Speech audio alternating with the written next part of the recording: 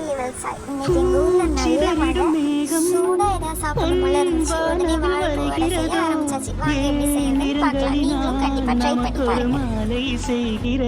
தேவையான பொருள் என்னன்னு பார்க்கலாம். தோரம்பருப்பு எடுத்து ஊற வச்சுக்கோங்க. அது ஊறினதும் அதில் பெருஞ்சீரகம் போட்டு ஒன்றும் பாதியமாக அரைச்சி எடுத்து வச்சுக்கோங்க. வாழைப்பூ எடுத்து அதில் உள்ள நரம்பு எடுத்து க்ளீன் பண்ணிக்கோங்க.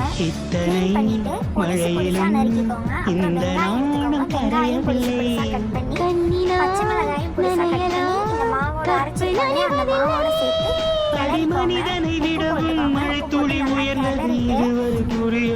எண்ணெய் அடுப்பில் வாழை வச்சு எண்ணெய் ஊற்றி சூடு பண்ணிக்கோங்க. எண்ணெய் சூடானதும் அதில் நல்லா ரவுண்ட் ஷேப்பில் தட்டி போட்டு எடுத்தா வடை. உங்களுக்கு அப்படி வடை வரலன்னா உருண்டையாக கூட பிடிச்சி போட்டு போண்டாவாக சாப்பிடலாம். உண்மையாகவே செம்ம டேஸ்ட்டாக இருக்கும், ஹெல்த்தியும் கூட. வீடியோ பிடிச்சிருந்தா லைக் பண்ணுங்கள், ஷேர் பண்ணுங்கள், சப்ஸ்கிரைப் பண்ணுங்கள். உங்கள் லெவல் சாய். பாய்.